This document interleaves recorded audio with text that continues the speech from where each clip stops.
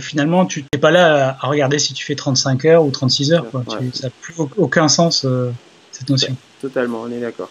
D'ailleurs, pour l'abolition des 35 heures. D'accord.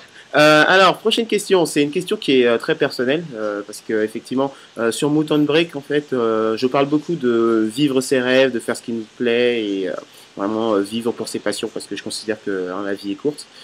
Donc, en fait, je voulais savoir comment est-ce que tu te positionnes par rapport à ça. Qu'est-ce que tu vis aujourd'hui tes rêves? Comment est-ce que tu... Bah, écoute, oui, alors je pense que tu as raison. Alors, petite interruption, je vous présente la personne qui m'héberge aujourd'hui ici à Recife.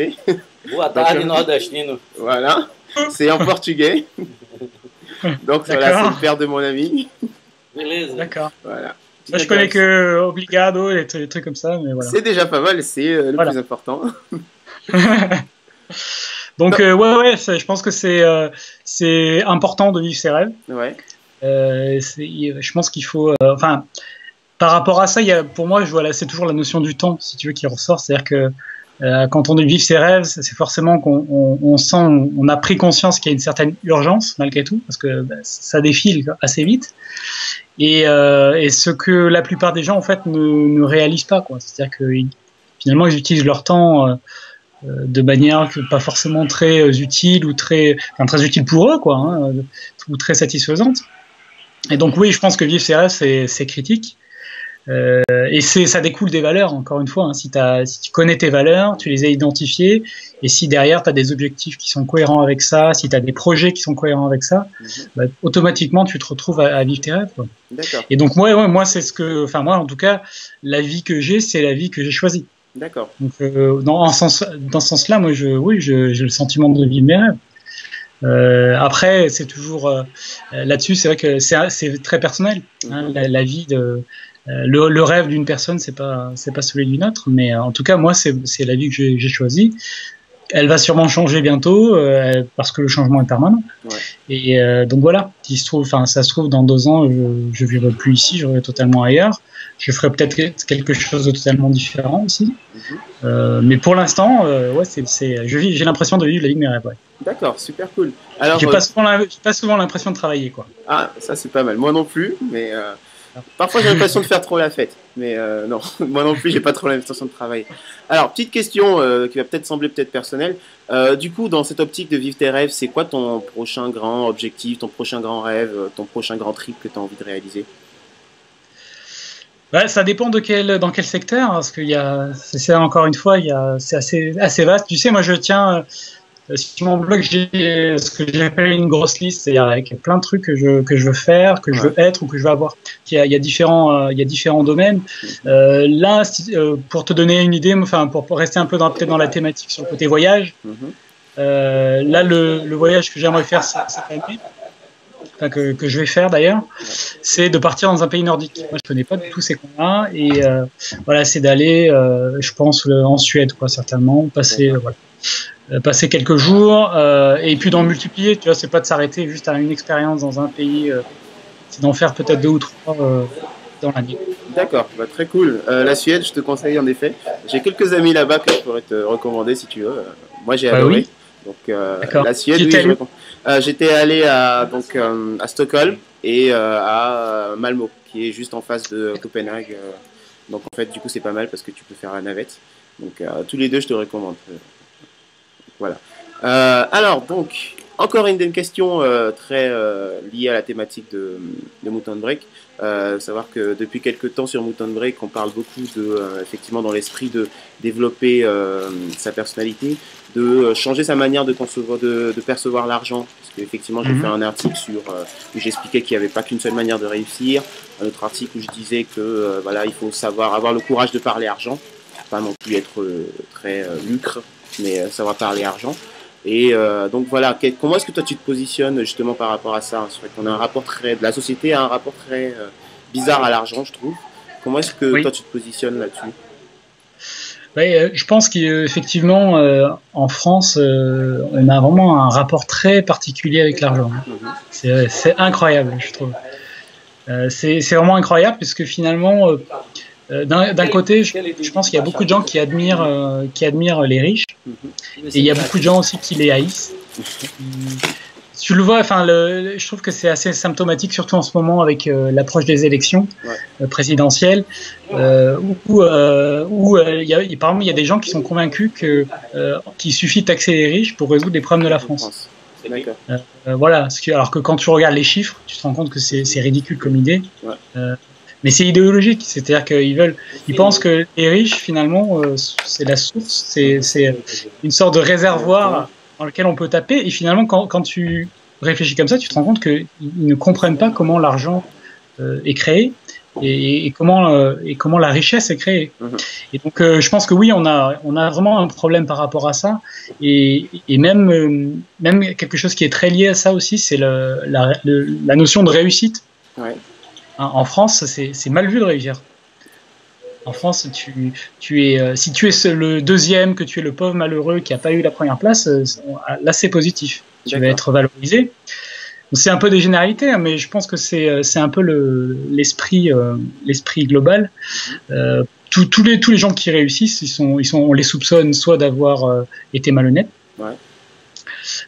soit d'avoir utilisé des moyens que donc les gens vont me dire moi j'ai pas eu de réseau, moi j'ai pas eu sa famille, moi j'ai pas eu les bonnes conditions, moi j'ai pas eu ceci, moi j'ai pas eu cela, enfin voilà, les excuses à l'appel. Tout le monde a plein d'excuses, mais ça fait pas avancer quoi. Donc c'est bien, enfin évidemment il y en a qui sont partis avec plus de cartes que d'autres, mais avoir des excuses, ça ne fait pas avancer. Et donc, je pense que l'argent et la réussite, c'est assez lié. Et en France, oui, c'est pas forcément très bien vu. D'accord. Et effectivement, comment est-ce que tu penses que ce rapport peut évoluer? Comment est-ce qu'on peut faire pour changer ce rapport qu'on a à l'argent écoute, après ça passe par de la prise de conscience. Hein. Donc moi si tu veux, j'ai pas l'ambition de changer ce rapport en France, parce que si tu veux, je peux pas me donner je crois pas réaliste de me donner un objectif de faire changer les autres à un niveau aussi global. Par contre, changer la vision que les lecteurs du blog ont, ça c'est possible, puisque établir un dialogue, on peut faire passer de nouvelles idées, des valeurs, ça c'est possible. Et donc je pense que ça peut évoluer en montrant ce qui est possible, en montrant des exemples, en montrant que si on gagne de l'argent, ça veut pas dire que on a triché, ça veut pas dire qu'on sera malheureux, parce que tu vois, c'est faire émerger les croyances, hein, finalement. Hein. C'est pointer du doigt toutes les fausses croyances qu'on peut avoir au sujet de l'argent. À mon avis, c'est le moyen. C'est le moyen clé. D'accord. Écoute, je vais garder ces idées-là en tête pour mes prochains articles. Essayer effectivement de faire bouger un peu les choses. Parce que moi personnellement, ça m'a un peu, alors pas choqué, mais un peu gêné. Parce qu'effectivement, quand j'ai voulu quitter mon style de vie en disant écoutez, moi aujourd'hui j'ai envie de me réaliser, de gagner de l'argent, d'être riche, d'entreprendre, les gens m'ont dit mais pourquoi tu aurais idée de faire ça, tu as un bon boulot, pourquoi tu prends des risques, pourquoi tu veux gagner plus. Et effectivement je trouvais ça un peu dommage que on soit focalisé sur effectivement le côté négatif de vouloir gagner plus, vouloir entreprendre et gagner de l'argent. Donc je me suis dit bon, c'est quand même quelque chose qu'il faut qu'on fasse, qui doit bouger. Et je suis totalement d'accord avec toi, comme quoi il faut faire passer le message à ses lecteurs et dans son entourage et implanter de nouvelles idées. Oui. Voilà. Alors donc, bientôt la fin déjà de cette interview. Avant-dernière question, est-ce qu'aujourd'hui il y a des choses que tu regrettes ou que tu ferais différemment si c'était à refaire? En général? Non, ça je verse pas du tout dans le regret. Parce que quand c'est avec du recul, évidemment, tu peux toujours te dire j'aurais fait différemment, mais moi non, là-dessus zéro regret. Une fois que la situation est passée, t'avais pas l'information, donc ça sert à rien de regretter. D'accord, donc toujours aller de l'avant. Ouais, faut pas transporter le poids du passé, là, ça te ralentit quand tu dois courir. D'accord, totalement d'accord. Merci pour l'info. Alors, dernière question, donc après je vais te laisser vaquer à tes occupations et moi je dois aller faire la fête, c'est bientôt carnaval. Donc dernière petite question, est-ce que tu auras un conseil à donner à ceux qui veulent se lancer dans l'entrepreneuriat nomade pardon, ou tout simplement vivre leur rêve, qui veulent vraiment faire bouger les choses? Qu'est-ce que tu pourrais leur donner comme conseil en général? Ce que je pourrais déjà leur recommander, c'est de commencer tout de suite, à faire un pas. Moi, je pense je crois au mouvement critique, c'est-à-dire il faut faire un premier pas, faire un changement dans ton quotidien, c'est-à-dire que si tu as un rêve de monter un projet, bah, dès aujourd'hui, tu vas prendre une information, chercher à rencontrer une personne qui pourrait t'aider. Voilà, c'est d'avancer petit à petit et surtout de pas écouter tous les gens qui n'ont jamais rien fait ou qui n'ont pas fait ce que vous voulez faire, vous donner des conseils parce que ça ne sert absolument à rien. Vraiment à rien, c'est ce qu'on appelle des voleurs de rêves, hein. C'est-à-dire c'est des gars qui vont essayer de vous saper le moral ou simplement qui vont exprimer leur propre peur, quoi, hein. C'est pas forcément qu'ils sont mal intentionnés, mais bon, ils vont exprimer leur propre peur et ça vous servira absolument à rien. Donc faire un premier pas tout de suite. D'accord. Faire un premier pas, faire avancer le projet petit à petit. D'accord. Tout simple. D'accord, très bon conseil. Je vais l'appliquer. Moi, je l'ai déjà appliqué puisque j'ai sauté le pas à 100%. Mais effectivement, pour toutes mes prochaines entreprises, je garderai à l'idée qu'effectivement, que le premier pas, le mouvement critique est très important pour instaurer cette dynamique qui derrière va permettre d'arriver au résultat escompté. Ouais.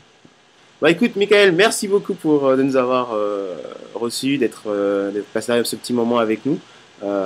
C'est vraiment apprécié. Je sais que c'était un peu difficile de pouvoir se capter.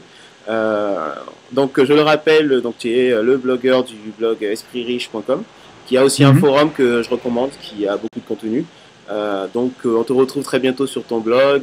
Avec un peu de chance, j'aurai l'occasion de poster les articles invités aussi. Donc je recommande très fortement. Donc encore une fois, merci Michael. Merci à toi et en tout cas c'était sympa de pouvoir échanger là-dessus. C'est toujours un plaisir. Ok, bah écoute, je te dis à très bientôt. En attendant, moi je retourne au carnaval. Et donc à très bientôt. Au revoir Paris. Au revoir. Au revoir. Allez.